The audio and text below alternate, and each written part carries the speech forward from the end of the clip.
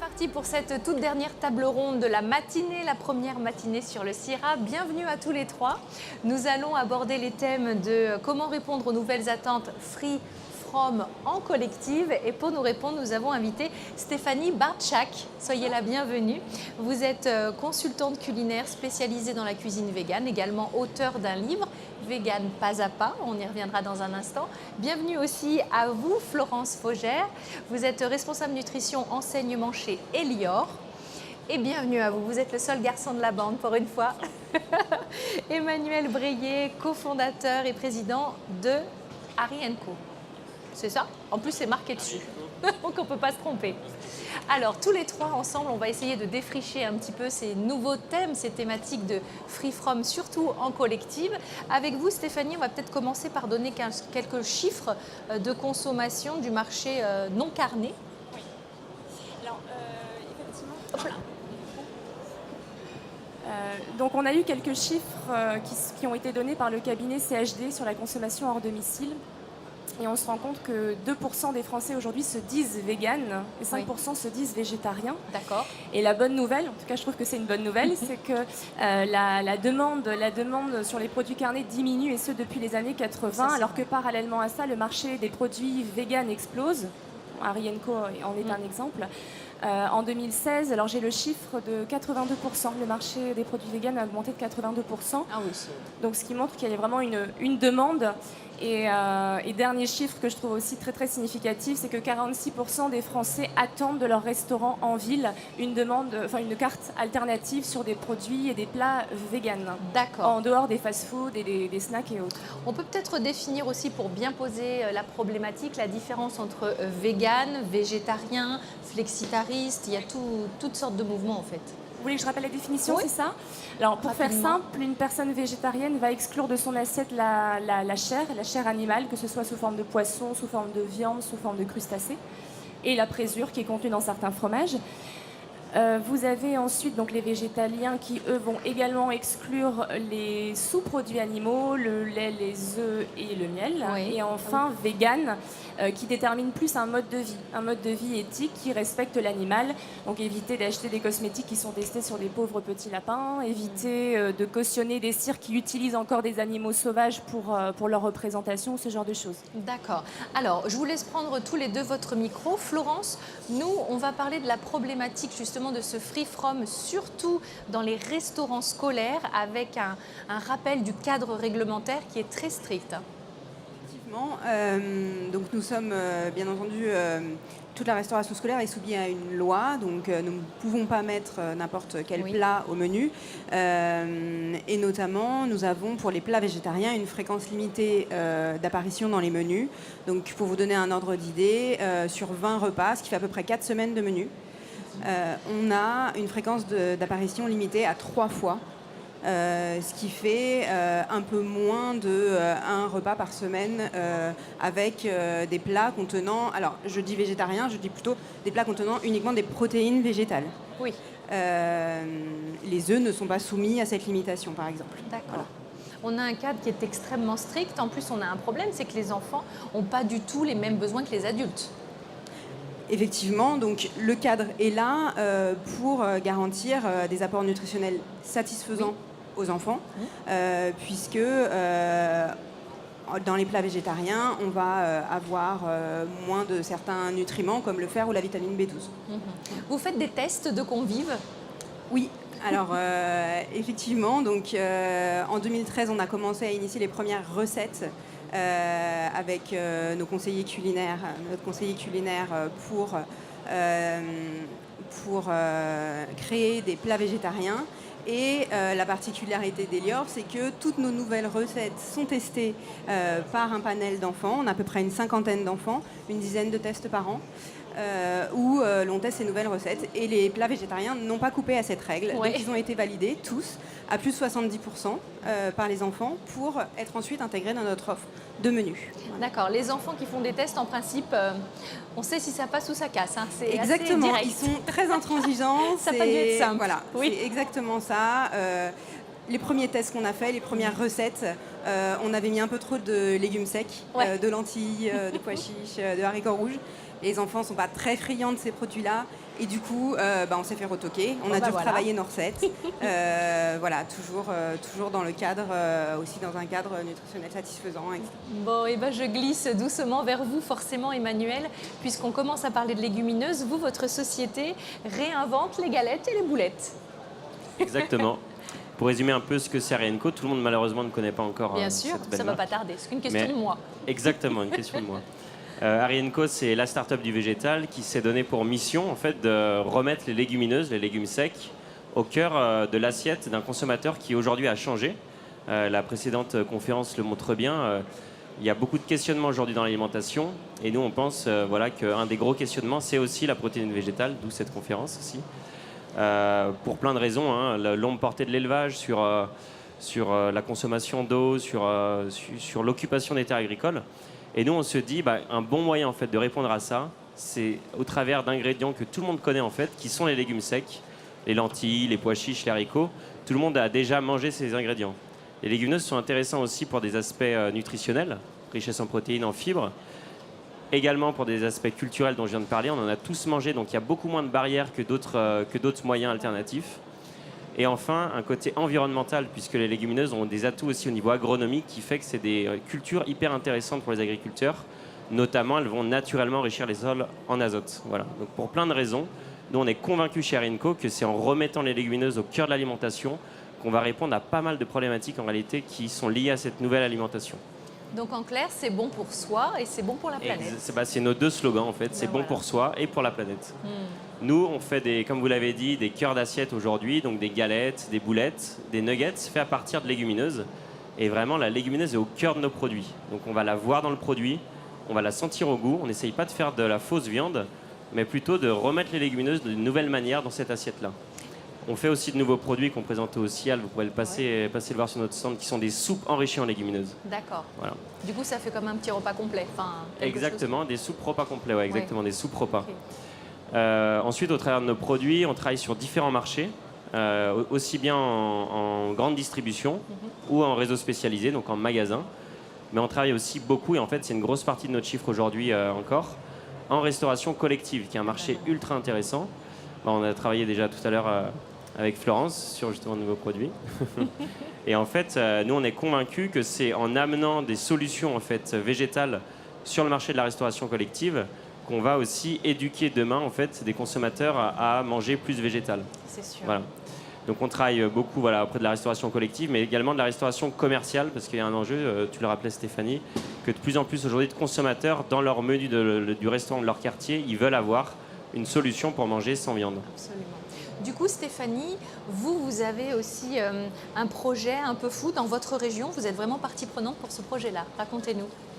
Alors oui, j'ai eu la chance de rencontrer les équipes de restauration d'un gros établissement scolaire de ma région qui recouvre plus de 2000 élèves. C'était l'année dernière, en avril dernier. Et le directeur d'établissement, les équipes de restauration en place ont eu l'envie aussi de me suivre dans un projet qui consistait à mettre plus de végétal dans les cantines, donc que ce soit pour les collégiens, les lycéens ou les primaires. Et donc j'ai créé un peu de toutes pièces. C'était vraiment quelque chose de pionnier. Voilà un programme d'ateliers thématiques pour les chefs cuisiniers. Et on a comme ça passé en revue en 24 heures, en 6 ateliers de 4 heures, les bases, vraiment le b.a.-ba de la cuisine végétale. Donc comment préparer des recettes sucrées, donc des desserts, des pâtisseries pour les enfants, comment répondre à la question croustillante des protéines, c'est vrai, elle n'est pas que dans la viande, elle n'est pas que dans le poisson, cette protéine. Comment gagner aussi sur les coûts, parce qu'on se rend compte que la cuisine végétale, alors oui, il y a des produits qui sont plus onéreux, mais il y a aussi des économies à faire, puisqu'on ne va pas utiliser la viande, le poisson, les œufs, le fromage, qui sont quand même des coûts hyper importants dans le caddie. Donc voilà, donc c'est un projet qui a été plutôt bien mené, qui a été médiatisé aussi dans ma région et qui a été aussi, on en parlait, testé avec les enfants. Les enfants sont assez cash dans leurs réactions et ça a beaucoup plu, vraiment. Ouais. Bon. Elior œuvre tous les jours finalement aussi à cette sensibilisation du bien manger, à cette façon de consommer, la façon de consommer de demain, parce que c'est vous qui avez la responsabilité, en plus des parents, mais d'éduquer au quotidien les enfants. Exactement. On fait des menus, une offre alimentaire la plus variée possible. D'où le fait aussi que l'on a intégré des plats végétariens. C'est une autre façon effectivement de manger. Ça peut faire partie d'une variété alimentaire. On a à cœur, comme on l'a dit tout à l'heure, avec les tests des nouvelles recettes, d'essayer de faire manger le plus de produits possible aux enfants. On trouve des astuces, des nouvelles recettes pour des produits qu'ils ne consomment un peu moins bien. Je donne 2 exemples. Le chou rouge, le salsifis, c'est pas des choses que les enfants aiment très bien manger. Donc on travaille avec nos conseillers culinaires à des découpes différentes, à des sauces différentes pour accompagner ces produits et les faire apprécier de nos convives. Et ça marche, on a des retours. Ensuite, on a un observatoire du goût qui permet de dire si les enfants ont bien mangé, moins bien mangé certains plats et les recettes que l'on retravaille obtiennent des bons taux de satisfaction et des beaux taux de consommation de la part des enfants. Donc, Avec les galettes et les boulettes, on est tranquille, ça passe tout seul ça, les petites boulettes. Alors il y a quand même des enjeux de recettes. Ouais. C'est sûr, nous on est capable de faire des portions assez variées. Et ça, notamment les portions boulettes ou des petites galettes, ça plaît plus aux enfants. Mais oui. Mais c'est vrai qu'on a besoin, nous, quand même de travailler en collaboration avec des entreprises comme Elior, où en fait, on travaille ensemble sur des recettes, parce qu'ils connaissent bien en fait leur secteur, ils connaissent bien les enfants. Voilà. On fait aussi des tests avec eux dans des restaurants, en fait, des restaurants tests. Et ça permet d'avoir un produit qui soit vraiment au goût en fait, de cette population-là. Donc oui, nous, on a quand même un travail d'adaptation des recettes, parce qu'il faut adapter aussi à ce type de convives. Du coup, Florence, vous aussi, vous avez une autre problématique, c'est que les enfants doivent repartir le ventre plein. Il faut qu'ils tiennent toute la journée. Exactement. Pour ça, en fait, on a développé une offre alternative. C'est-à-dire qu'on sait que certains enfants ne souhaitent pas manger de viande à la cantine, par exemple, spécifiquement sur la viande, pas forcément le poisson. Et donc, on propose une offre où systématiquement, on a un deuxième choix lorsqu'il y a de la viande est proposée, afin que tous les enfants puissent repartir avec un repas, puissent avoir les enseignements de l'après-midi, le ventre plein, un repas complet, sans qu'on ait évincé une partie du repas, puisqu'ils ne souhaitaient pas les consommer. Bien sûr. Stéphanie, dans votre livre, on trouve, on va dire, une vingtaine de produits indispensables si on veut demain supprimer toute marque d'animalité dans nos produits. Alors oui, le livre, mon livre se décompose en 3 parties. Oui. Donc la première est assez théorique puisqu'elle va répondre aux questions que chacun se pose avant de potentiellement entrer en phase de transition. Déjà pourquoi supprimer la viande, pourquoi manger plus de végétaux, où trouver mon calcium, où trouver le fer, etc. Et je cite des sources bien sûr médicales françaises et d'ailleurs. Le deuxième chapitre se décompose effectivement avec toute une série de fiches sur les aliments qui sont pour moi les typiques finalement de la cuisine végétale, donc les fécules pour faire du liant, comment utiliser les différentes farines, comment utiliser le gomasio, les différentes épices. Et vous avez enfin effectivement un recueil de recettes qui sont vraiment ancrées dans le quotidien. Ça c'était important pour moi de ne pas partir sur des choses très exotiques, des pièces montées avec 1000 choux dessus. Vraiment des choses pragmatiques, comment je fais ma béchamel, comment je prépare mes crêpes là pour la Chandeleur, comment je me fais un petit déj assez sexy et pas uniquement des tartines à la confiture. Enfin voilà, des choses pragmatiques. Faut aussi, garder la gourmandise. Ça, garder la gourmandise. Tiens, puisqu'on parle de gourmandise, souvent dans les produits où on n'a pas, dans les plats végétariens où on n'a pas de viande ou autre, on enrichit avec, il y a plus de matières grasses. Vous faites attention à ça aussi chez vous, dans votre société? Oui, tout à fait. Ce qu'on voit effectivement dans beaucoup de produits de substituts végétariens, de galettes végétales, du commerce, c'est que souvent, pour faire quelque chose d'agréable au goût, agréable au palais, le gras, c'est sûr que c'est quelque chose d'agréable au palais. Eh oui, malheureusement.